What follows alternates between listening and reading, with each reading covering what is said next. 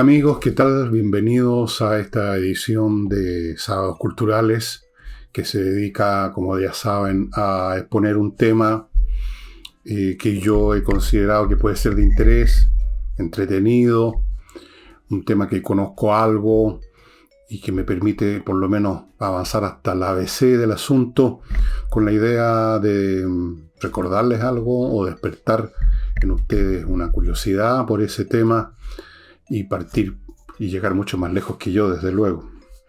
Y antes de empezar, sí, con este tema, vamos a nuestros anuncios previos que tienen que ver con personas o instituciones que necesitan alguna ayuda, como es el caso de la familia de Ignacio Muñoz. Esta guagua debe estar ya en el mes 4 meses, año 4 meses por ahí, 3 meses, no estoy seguro, que tiene esta enfermedad complicadísima, la atrofia muscular tipo 1, que puede significar que en un momento dado no pueda respirar y se asfixie porque le falla la musculatura del diafragma.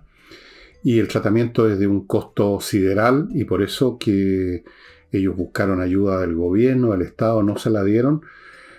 Pero hay una serie de iniciativas como esta que buscan ayudar al papá, a Joaquín. Y en eso estamos hace tiempo y ojalá que ustedes se sensibilicen ante esta materia y pongan unos pesos y los manden a esa dirección bancaria que está a mi derecha. Eso es lo primero.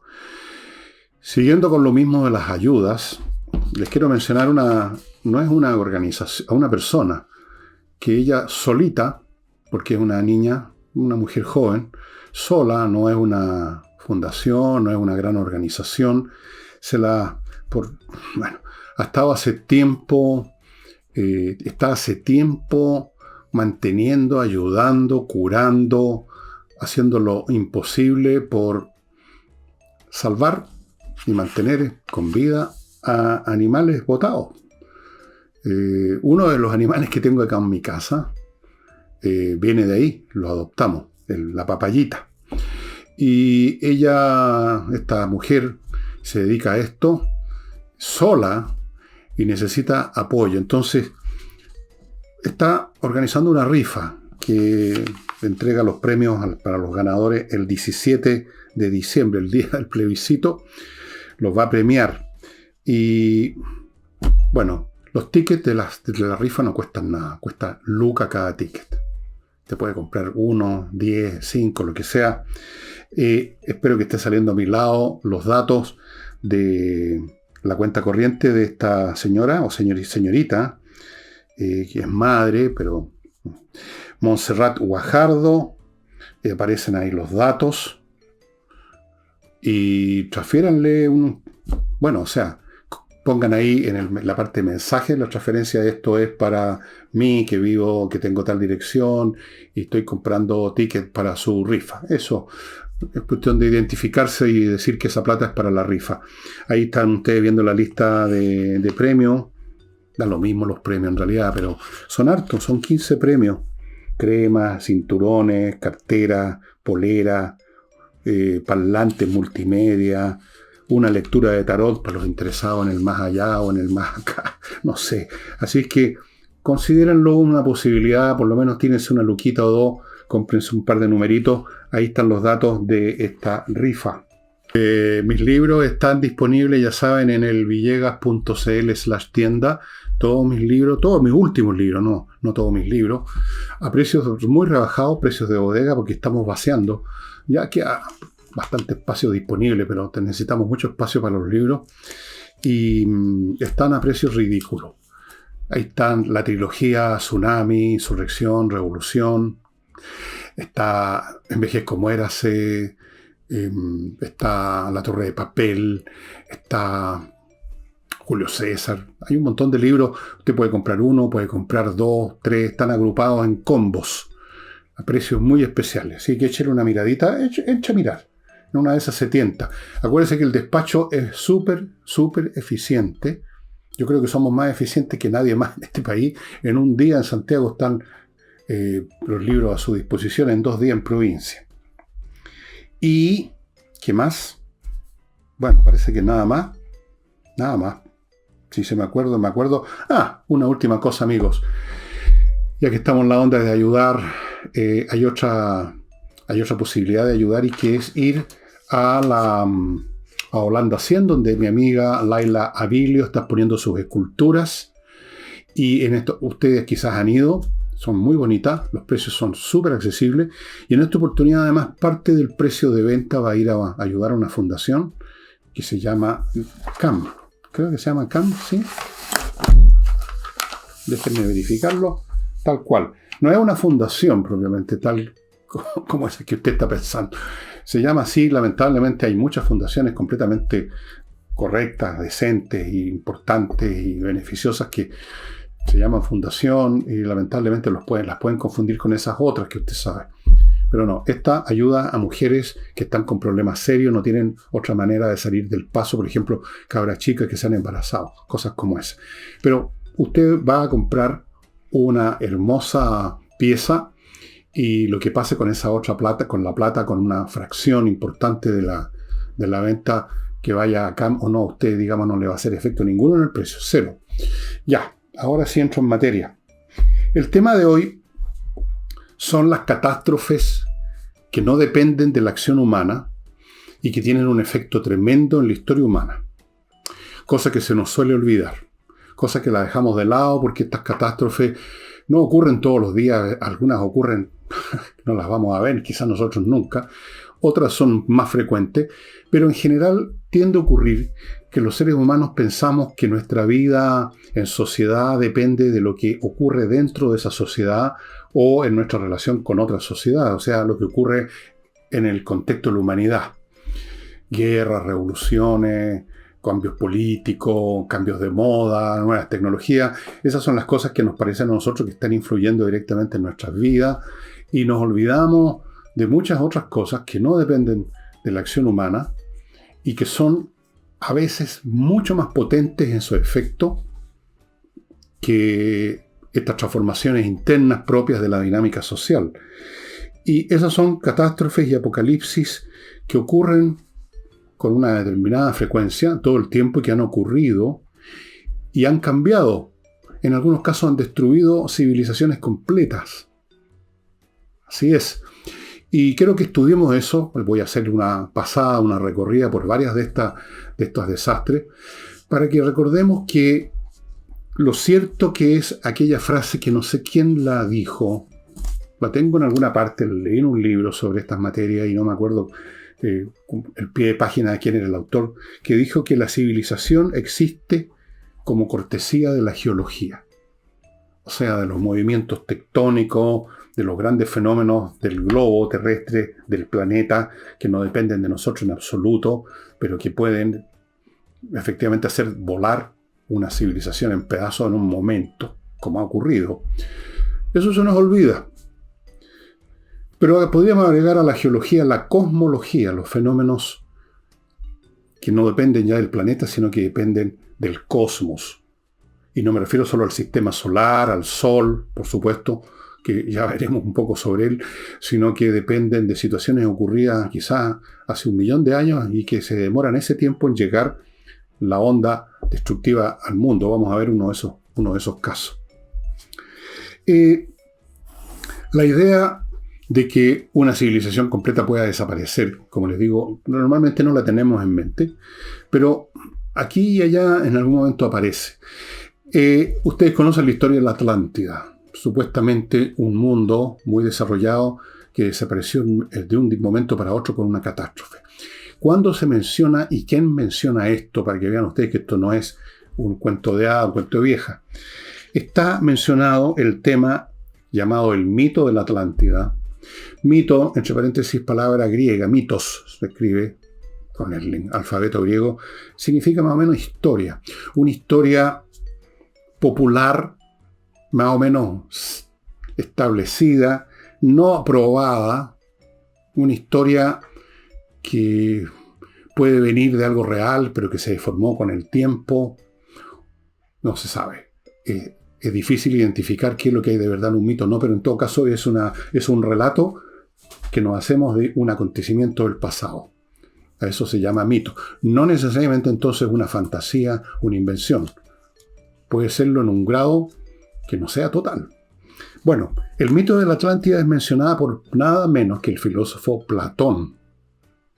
En un diálogo de él, un diálogo socrático, que se llama Critias.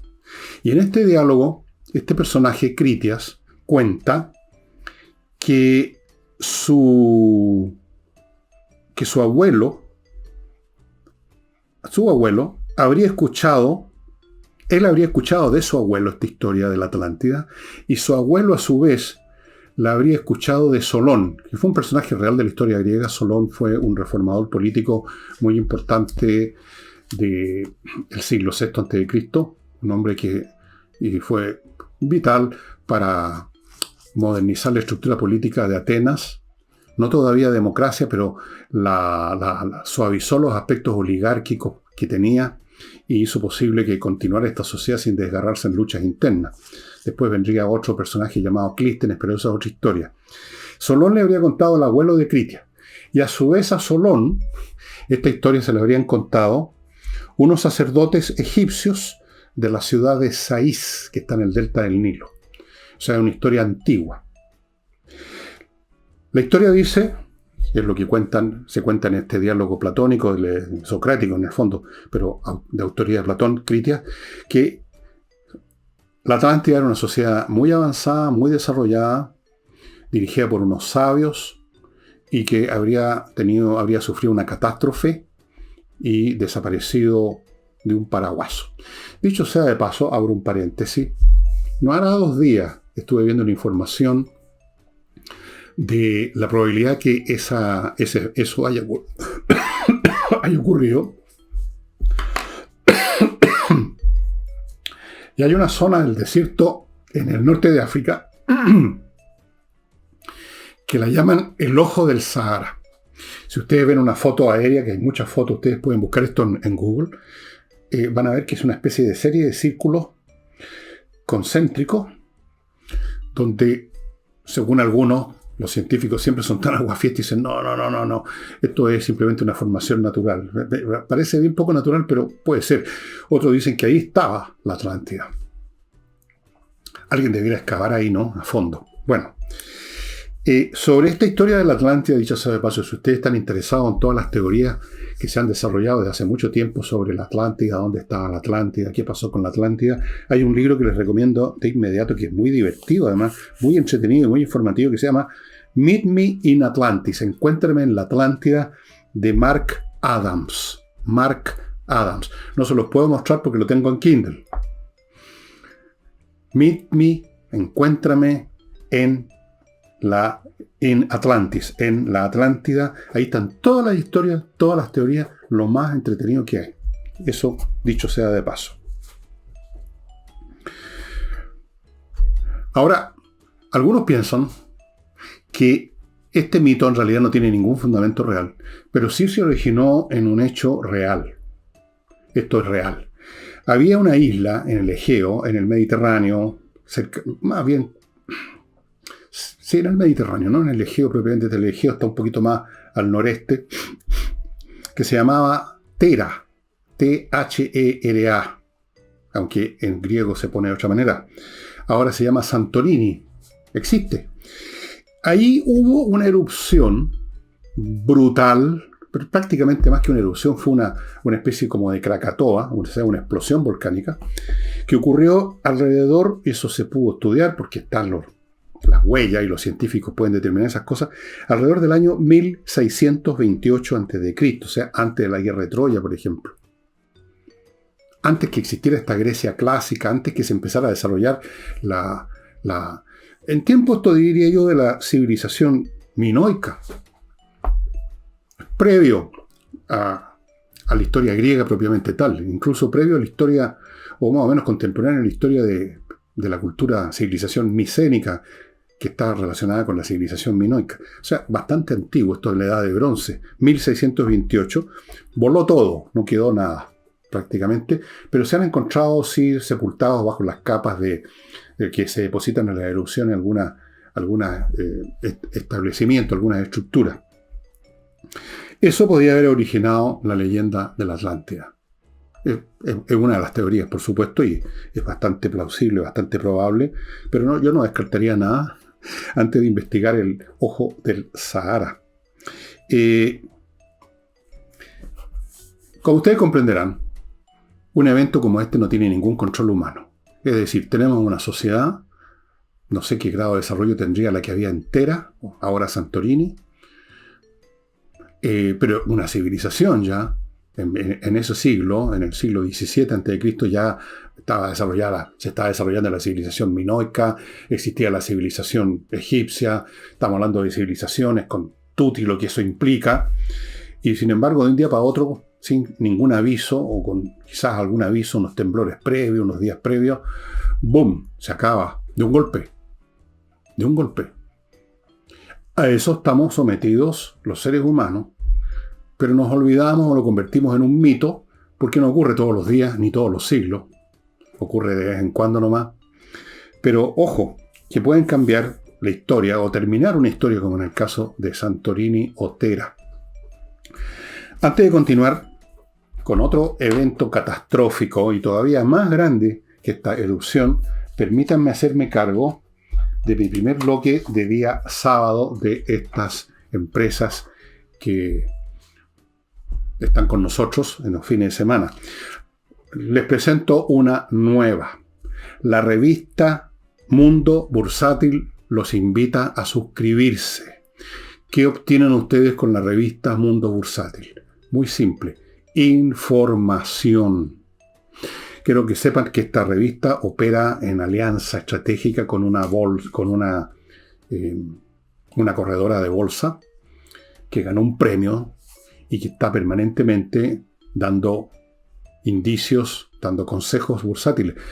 No se olviden nunca que cualquiera que sea la época económica que esté viviendo el planeta, siempre hay oportunidades si uno sabe dónde encontrarlas y dónde buscarlas.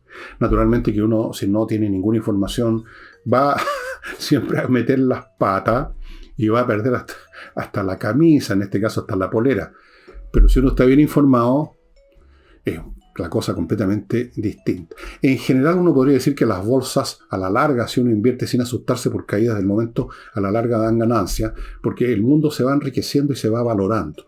Pero dejando eso de lado, y si uno va a lo puntual, hay que estar bien informado. Así que Mundo Bursátil los invita a suscribirse. Ahí están los datos para que ustedes entren al sitio de ellos y se suscriban y entiendan cómo funciona una bolsa, qué es lo que hay que mirar cuando uno está pensando en las acciones, ver los consejos que se están dando.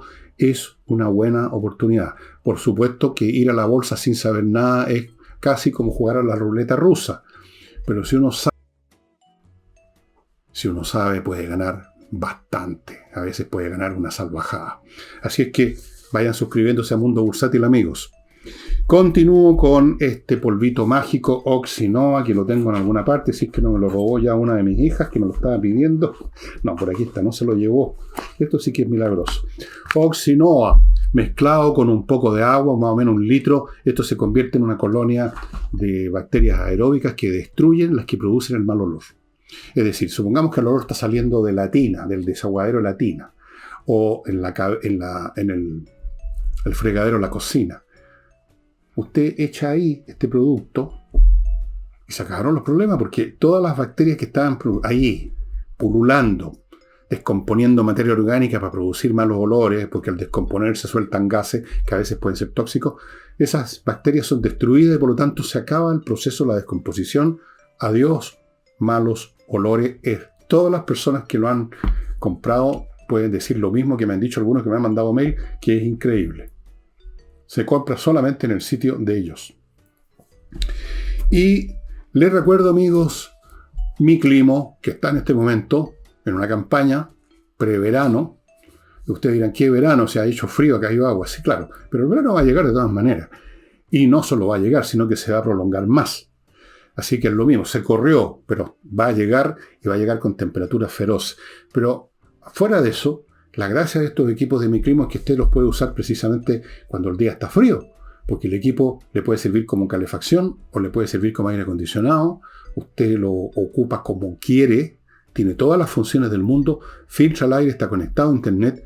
Están en este momento en Miclimo poniendo equipos Prime con instalación y mantenimiento, con la garantía de 5 años del equipo. Aproveche ahora la oportunidad, porque cuando empiecen los calores, y luego van a venir los fríos en su momento, empieza la cola, porque la gente espera hasta el último momento. Entonces resulta que llegan todos al mismo tiempo a pedir equipo y se forma una cola y usted va a tener que pasar frío o morirse de calor sin que todavía tenga el equipo. Vaya haciéndolo ya mismito.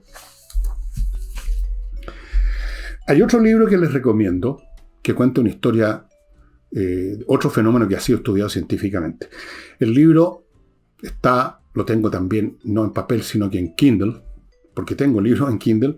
Se llama The Cycle of Cosmic Catastrophes, el ciclo de las catástrofes cósmicas, y es de los señores Richard Firestone, Alan West y Simon Barwick-Smith, 3 científicos que estudiaron este asunto que les voy a contar minuciosamente en todos los planos y ámbitos geológicos, químicos, etc., y probaron el asunto.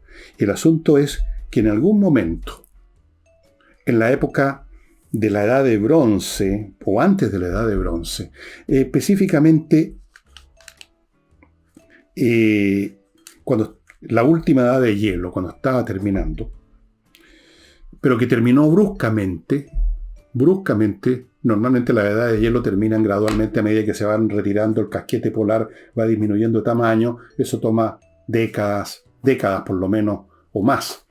Esto ocurrió mucho más rápido. Descubrieron que en algún momento la Tierra recibía el impacto brutal de una onda derivada de energía, de materia, derivada a su vez de un fenómeno cósmico que se había producido quizá 1 millón de años atrás, no me acuerdo la cifra, pero puede ser. Pero viajó y viajó. Mientras tanto en la Tierra, qué sé yo, no existían los seres humanos, todavía lo que sea, pero llegó y dejó la crema, y algunas culturas, no eran todavía civilizaciones, algunas culturas, especialmente en el hemisferio norte, en lo que ahora es Norteamérica, desaparecieron de un golpe, porque fue brutal el impacto, mató a la gente, mató a los animales, y hay huellas de eso, estimado amigo. Esa fue otra de las razones, no solo la edad de hielo, que la última terminó muy brusca, esta cultura que lo de repente desaparecen de un día para otro. Y de un día para otro, porque de un día para otro llegó esta onda energética que afectó todo el planeta, en algunas partes con mayor intensidad, depende qué cara, digamos, de la esfera que el planeta estaba enfrentando la onda, pero de hecho produjo efectos prácticamente globales. Y estas cosas ocurren, por eso que se llama el libro El ciclo de las catástrofes cósmicas, cosas que no tenemos ningún control. Ahora mismo, por ejemplo, en estos mismos días, en este mismo tiempo, si ustedes entran a sitios de noticiosos científicos, a veces incluso esta materia aparece en portales de noticias comunes y corrientes, no chilenos, por supuesto, van a saber de que los astrónomos están a la guaite de que una estrella no tan lejana como otras, digamos, que se llama Betelgeuse, que es un gigante, una estrella muy enorme, mucho más grande que el Sol, cientos de veces más grande que el Sol. Betelgeuse está dando muestras de que se va a convertir en nova. Y eso es una irradiación de energía salvaje. Ahora, piensen una cosa.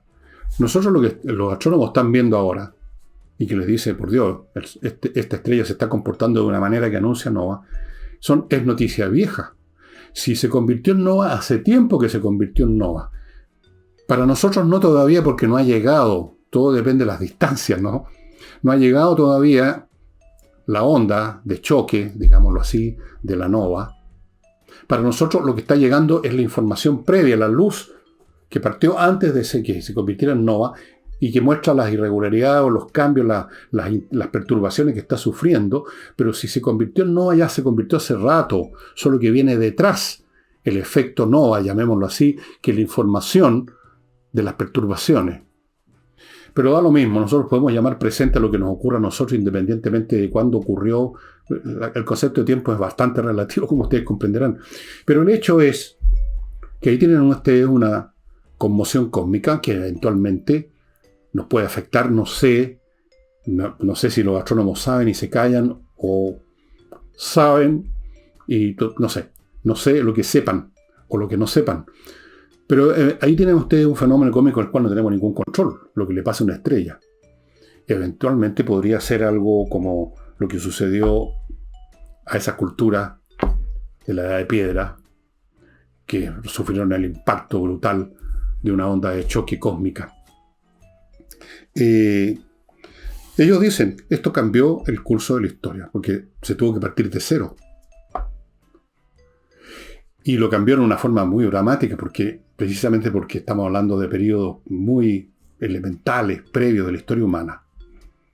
Partir de cero y volver a desarrollar lentamente a lo largo de los siglos lo que esas culturas ya habían desarrollado, pongamos por caso, cómo encender fuego, la rueda o lo que fuera, les toma siglos, milenios. Así que cambió el curso de la historia humana ese evento. Y como les digo, es un libro absolutamente de la primera a la última página, son puros detalles de cómo se investigó, cómo se estudiaron determinados restos, estratos geológicos, qué pasaba en tal parte, porque hay una línea de carbón, una línea que se muestra que la materia toda está quemada en el mismo momento. Muy interesante para los que tienen interés científico, geológico, este libro, The Cycle of Cosmic Catastrophes, de Richard Featherstone, Alan West y Simon Barwick Smith, que lo pueden encontrar en Amazon o en cualquier otra librería digital. Pero hay muchos otros tipos de catástrofes que tampoco son de origen humano propiamente tal, de las cuales hemos tenido un ejemplo hace no mucho con el famoso COVID, pero eso no es nada. Lo del COVID, olvídense. Les voy a contar de algunas otras plagas que han afectado a la historia humana y sus efectos. El orden en que las tengo aquí, bueno, da lo mismo. La peste negra. La peste negra, así la llamaron, por unos bubones negros que aparecían, que afectó a Europa en el siglo XIV. Se calcula que esa peste mató afírmese, 75 y 200 millones de personas, y estamos hablando de una época en que en Europa había muchísima menos población que ahora. Porque de hecho, estos entre 75 y 200 millones equivalen a entre el 30 y el 60% de toda la población. Eso produjo un efecto brutal, no solo en el momento en que ocurrió, por la mortandad, sino que tuvo efectos que se prolongaron en el tiempo porque cambió en un grado importante la estructura social y económica de Europa en esa época, que estaba en la edad madura del feudalismo. Toda la historia de ese siglo, incluyendo la peste bubónica y otras cosas, están en este estupendo libro de Barbara Tuchman que se llama A Distant Mirror, un espejo distante. Un espejo distante.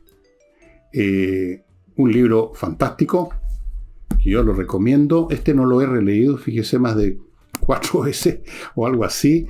Yo gasto más tiempo releyendo que leyendo libros nuevos. Un libro muy, pero muy entretenido, como todos los de la Tuchman, muy bien documentado, etc. Siglo XIV. Vámonos ahora a tiempos más modernos. Entre 1918 y 1919, cuando terminó la Primera Guerra Mundial, se sufrió otra plaga que se llamó la gripe española. Mató entre 50 y 100 millones de personas, lo cual equivalió a entre el 3 y el 5% de la población mundial. Es harto, ¿no? Eso. Pero eso no es nada. A lo largo del siglo XX, una enfermedad que no aparece en la forma de plaga, o sea que todo el mundo más o menos al mismo tiempo, mucha gente se contagia. La viruela. Durante el siglo XX, desde 1900 a 1999, mató entre 300 y 500 millones de personas. Y el SIDA ha matado hasta ahora 35 millones.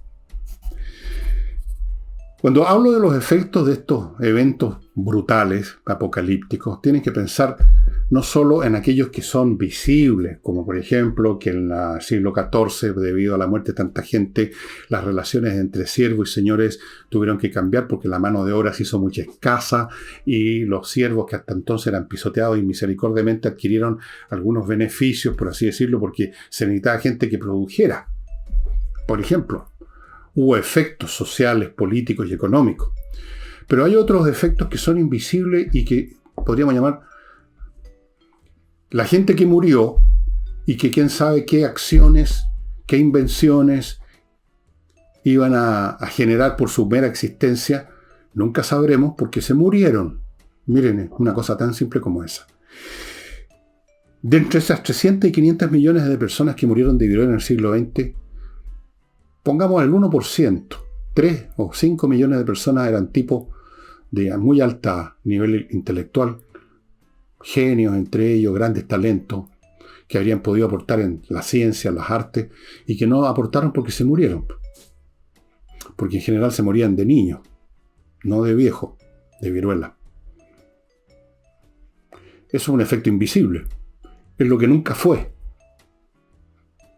Lo que nunca fue. Pero no son las únicas plagas. La historia, por ejemplo, de Roma, es una historia que conozco más o menos bien, como ustedes se habrán quizás dado cuenta. Les voy a nombrar algunas de las plagas que hubo que fueron claramente de efectos tremendos.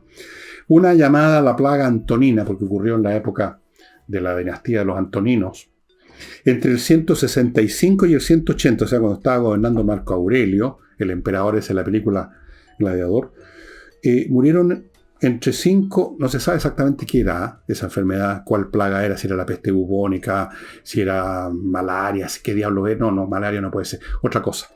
Murieron entre 5 y 10 millones de personas, que equivalen entre el 2,5 y el 5% de la población. Después, entre el año 250 y 266, también después de Cristo, en el mismo imperio, la plaga Cipriano mató también entre 5 y 10 millones, lo mismo, 2,5 5% de la población. Después la plaga de Justiniano, que se llama así porque en ese momento ya se había derrumbado el imperio occidental, en la parte occidental del imperio romano, lo que llaman el imperio romano de Occidente, pero existía todavía Bizancio, Constantinopla, y ahí estaba gobernando el emperador Justiniano, siglo VI. La plaga de Justiniano afectó al imperio entre el 541 y el 549 y mató entre 25 y 50 millones. Tuvo un efecto tremendo que históricamente se refleja en muchas cosas. La economía, el reclutamiento de soldados, con los efectos políticos del caso. Esto fue entre el 13 y el 26% de la población. O sea, en un caso extremo, casi la cuarta parte de la población falleció. Eso con las plagas. No se las he mencionado todas. He puesto algunos ejemplos. Y luego tenemos otro tipo de fenómenos que tampoco dependen en absoluto de la acción humana y que han tenido efectos brutales. Pero antes de echar a esos, para seguir con estas historias de terror, permítame hacerme cargo de mi segundo bloque. Lo inicio con este proyecto Fundo Las Cumbres. Ya no es un proyecto, es una realidad. El Fundo Las Cumbres, así se llama, que es un proyecto que entrega o una venta de parcelas en medio del bosque, en una zona muy bonita cerca de Puerto Varas, a 10-15 minutos de Puerto Varas en auto. O sea, si usted necesita ir a buscar algo a la ciudad, no hay ningún problema. Pero luego en 10-15 minutos se aleja de la ciudad y está en su parcela en medio del bosque. Esa es la novedad de estas parcelas, que están en medio del bosque. Yo creo que es un privilegio estar ahí. Un privilegio. Hay un QR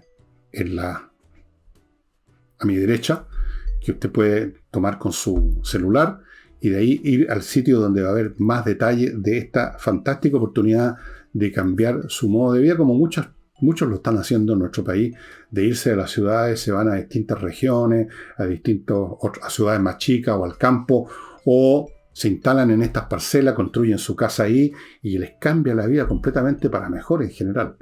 O sea, esto tiene que ver con un fenómeno muy general y muy universal que algún día lo voy a analizar con más detalle. En fin, Fundo Las Cumbres. Continúo con Kaizen Automotriz, este garage especializado en la mantención preventiva. No espere quedar en pana, porque quedar en pana significa quedar botado. Nadie queda en pana en su casa.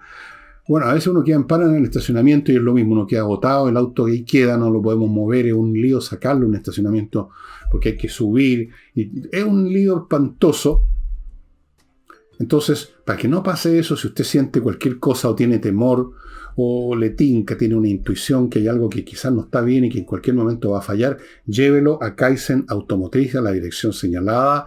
Tienen todo un equipo de alta tecnología para detectar, como con un estetoscopio, todo el auto entero, todas las partes del motor, el sistema de encendido, el sistema de freno, la caja de cambio, todo, cualquier cosa la van a detectar y la van a reparar a tiempo. Obviamente también reparan un auto que ya esté con problemas, con una avería, que haya quedado en pana, pero lo ideal aquí es prever, la prevención para no quedar botado. Continúo con Gigena, la Academia de Música Online, cuya dirección está a mi derecha, donde usted puede, vía online, que es lo más cómodo, recibir clases de guitarra, eléctrica, acústica, flauta dulce, flauta traversa, teclados, o sea, piano y órgano electrónico, cosas como esa, ukelele, ¿qué más? Saxofón, contrabajo, batería, voz, canto popular, todo tipo de canto lírico también. ¿Qué más se puede pedir que aprender sentado cómodamente en su propia casa? Y por si usted tiene duda de cómo será la cosa, pida un curso, una clase de demostración gratis. La clase va a ser igual que si usted lo hubiera contratado ya, así que usted va a poder aquilatar, va a poder calar la sandía. Y termino con González y compañía, expertos en derecho penal. Este es un bufete de abogados que se dedican a la situación en que usted lleva a una corte por un delito contemplado en el Código Penal. Lo acusaron con o sin razón, eso no es un tema mío, es un tema suyo y de los abogados. El hecho es que ellos son abogados penalistas de los mejores de la plaza, han estado en casos importantes y los han ganado, casos que han salido en los medios de comunicación. No se los voy a mencionar porque no corresponde, es un asunto que no me corresponde decir cuáles son, pero hable con ellos y le van a contar. González y compañía, ahí están los datos para que se ponga en contacto si necesita ese tipo de atención.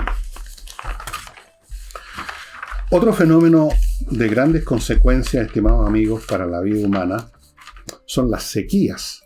Y cómo no lo vamos a ver nosotros que hemos vivido. Todavía en el fondo estamos en sequía, ha llovido más este año, pero no, es una sequía todavía. Y ha tenido efectos ya. Pero esto no es nada comparado con otras sequías que han habido. Fíjense. Hubo una sequía en lo que es la península, lo que es ahora la India, que se produjo en el año 2200 a.C., cuando existía ahí una floreciente civilización, la civilización del Indo, así lo llaman los historiadores. La sequía duró 200 años y se fue a las pailas la civilización esta civilización del Indo.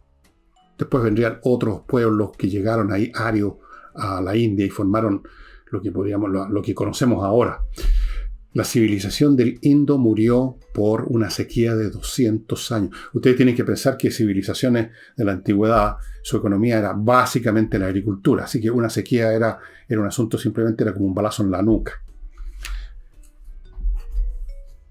Otra sequía que también duró 200 años, o sea, son sequías vinculadas a fenómenos de atmosférico y de movimiento de la Tierra, de posición, de la procesión. Hay una serie de elementos, no sé si ustedes saben, pero la Tierra no solamente rota y se traslada alrededor del Sol, sino que tiene un montón de movimientos más, la inclinación del eje terrestre, después está la procesión de los equinoccios, un montón de cosas.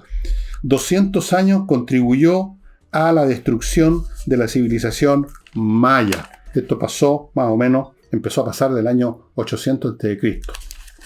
¿Qué les parece?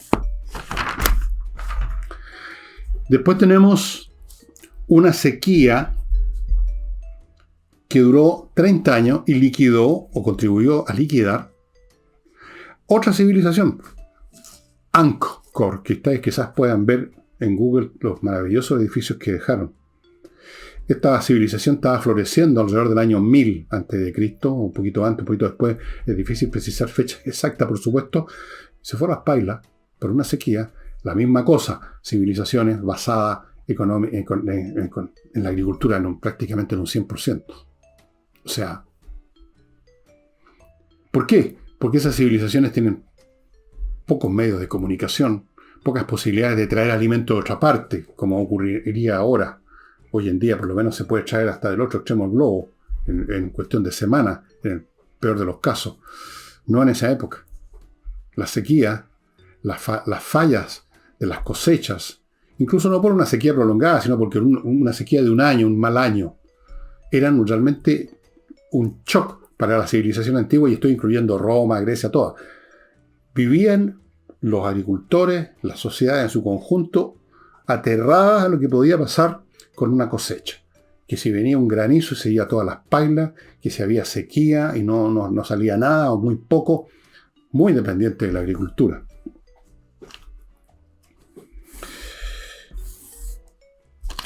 ¿Para qué hablamos de los terremotos? Creo que ese es un tema que conocemos bastante bien nosotros. De hecho, para ponerles un ejemplo del cual he hablado muchas veces en la semana, las contribuciones que tienen abogados a tanta gente son el resultado, ya más de medio siglo de distancia, del terremoto del 61. Ahí se inventaron las contribuciones para contribuir a la reconstrucción de la zona sur. Todavía estamos contribuyendo. Y luego tenemos otro fenómeno absolutamente imprevisible que ocurre con mucha más distancia temporal, digamos, cuando ocurre en una escala gigantesca, que son los aerolitos. La Tierra ha sido impactada muchas veces, y por aerolitos grandes. Por ejemplo, hubo un impacto, el llamado impacto de Chicxulub, así le pusieron el nombre, no sé de dónde, qué idioma es ese. Ocurrió, eso sí, hace mucho tiempo, 65 millones de años, el famoso aerolito que terminó con la vida de los dinosaurios, terminó con la vida de muchas bestias. La biosfera quedó aniquilada en un 90% más. Por supuesto, sobreviven siempre especies animales, plantas, y empieza todo de nuevo. Pero hay otros 3 impactos de gran magnitud. Cuando hablo de impactos de gran magnitud, estamos hablando de aerolitos de 1, 2, 3, 5, 10 kilómetros de diámetro. O sea, una roca. Imagínense, miren el cielo e imaginen una roca tan ancha como Santiago, gran parte de Santiago, que se nos viene encima. Ustedes dirán, y eso es lo primero que uno piensa, bueno, 3, 5 kilómetros una cosa es grande, pero ¿qué es eso comparado con el volumen de la Tierra? La Tierra tiene 40.000 kilómetros de diámetro, que son 3 kilómetros, es un puntito insignificante en un mapa. Sí, pero no olviden nunca ustedes que la energía es masa por velocidad. Y la velocidad en que vienen estas masas es tan grande que la energía cinética, o sea, masa por velocidad, es inmensa. Así como una bala, que es un objeto pequeño, que pesa unos cuantos gramos, pero que viene a gran velocidad, es capaz no solamente de destruirlo usted por dentro, sino que lo bota, lo tira, qué sé yo. Lo mismo pasa con un aerolito. Además que la masa que nos interesa a nosotros, los seres humanos, no es el planeta en su conjunto, con todas sus capas interiores hasta llegar al núcleo. Es la biosfera, que es una capita de cebolla. Es esa la masa más afectada por el impacto. Ha ocurrido, aparte de este que liquidó a los dinosaurios, han habido otros 3 impactos de grandes, enormes aerolitos. ¿Y cuántos impactos hemos tenido de aerolitos más pequeños?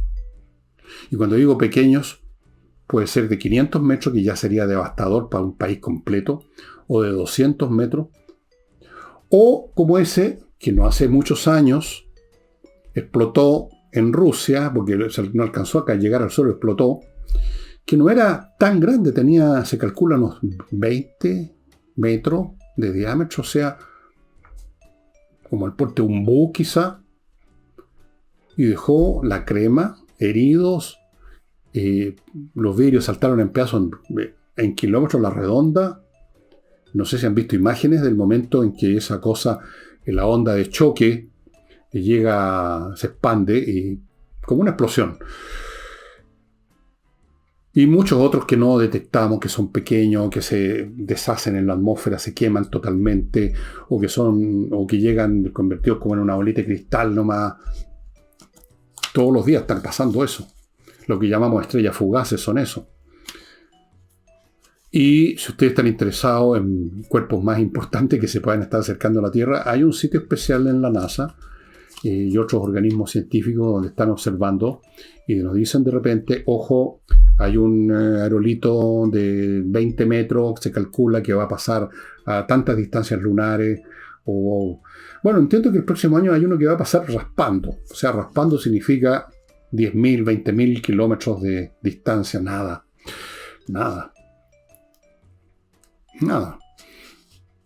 ¿Y qué control tenemos sobre eso? Cero. No tenemos ningún control. Dependemos ahí de la mecánica celeste.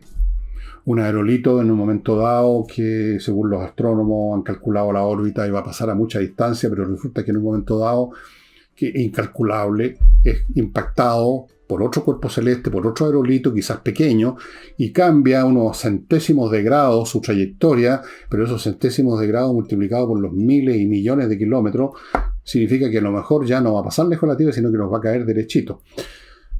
No sabemos, no podemos saberlo. ¿Cuántos de estos cuerpos celestes andan rondando dentro del sistema solar? Billones.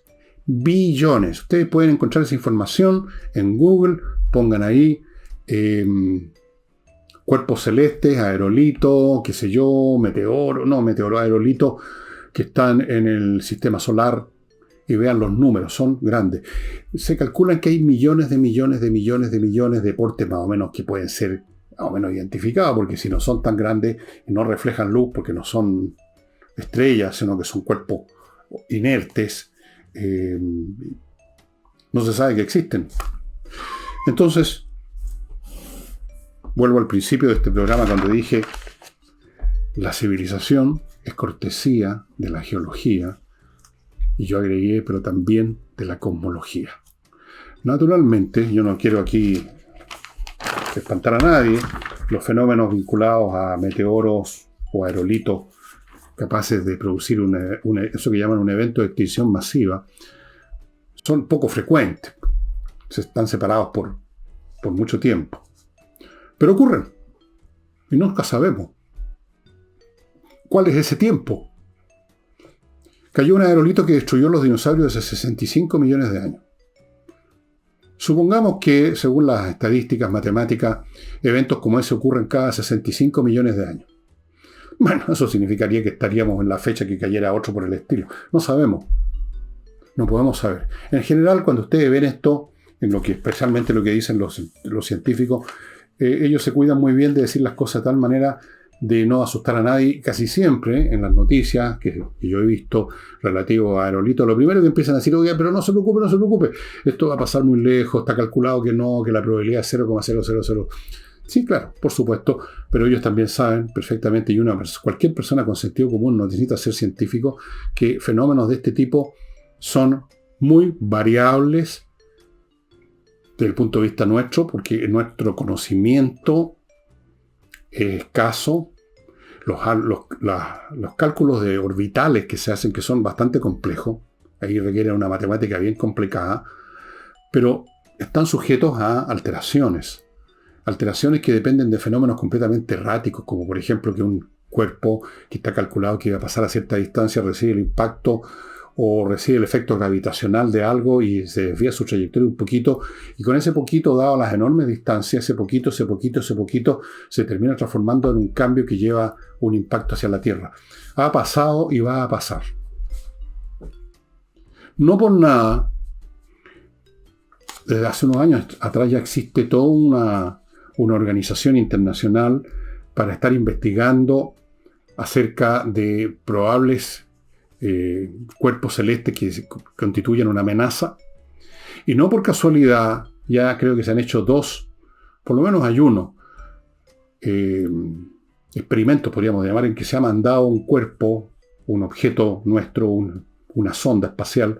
Con el único objeto se hizo no hace mucho, ustedes quizás vieron la noticia, para impactar un asteroide cualquiera que lo tenemos identificado, que tiene una órbita conocida, para ver hasta qué punto ese impacto es capaz de desviar la trayectoria de ese objeto. No creerán ustedes que eso se hace porque sí, para gastar plata por puro gusto. Se hace para ir desarrollando métodos de defensa el día que descubriéramos que se nos viene un objeto lo suficientemente grande como por lo menos para destruir una ciudad completa o más. Se está gastando miles de millones de dólares no porque sí. No porque sí. O sea, es una situación real que ni siquiera podemos asignarle una probabilidad. Porque las probabilidades que a ustedes les dan tienen que ver con trayectorias actuales, pero que pueden cambiar por un fenómeno absolutamente imprevisible como es que un asteroide golpea a otro. Claro que es muy difícil. Las distancias, los espacios son inmensos, pero puede ocurrir. Y no olviden, la Tierra ha recibido muchos impactos. Miren la Luna, la cantidad de cráteres. ¿De dónde creen que salieron esos cráteres, estimados amigos, sino de impactos de cuerpos celestes? Y esos cráteres que ustedes ven en la Luna, algunos son de kilómetros de extensión, han recibido impactos tremendos. Hace unas 2 o 3 semanas, precisamente, lo vieron en Japón, hubo un impacto de este tipo en la Luna. Y la Luna está aquí al lado. La Luna quizás ha servido de escudo en alguna oportunidad, en más de alguna oportunidad se ha interpuesto entre algún aerolito y nosotros. Entiendo que Júpiter también es una protección porque es tan grande ese planeta que atrae gravitacionalmente muchos cuerpos que podrían quizás venir a trayectorias peligrosas. Pero en fin, todo esto lo cuento, amigos, para que sepan, para que tengan claro que nuestra vida en este planeta no depende solo de nuestras decisiones, de las guerras y todas las tonteras y todas las brutalidades que hacemos los seres humanos por nuestra propia cuenta, sino que somos cortesía de la geología y la cosmología. Y eso sería todo por hoy. Mañana les puedo anunciar que el autor que voy a tratar es Arturo Pérez Reverte, tal como les dije ayer, me parece, que iba a ser. Es un autor interesante, un autor que está disponible, un autor entretenido. Yo creo que vale la pena conocer un poco más de él. Y el otro día alguien me reprochó en un comentario de mail que yo estaba sacando la información de Wikipedia.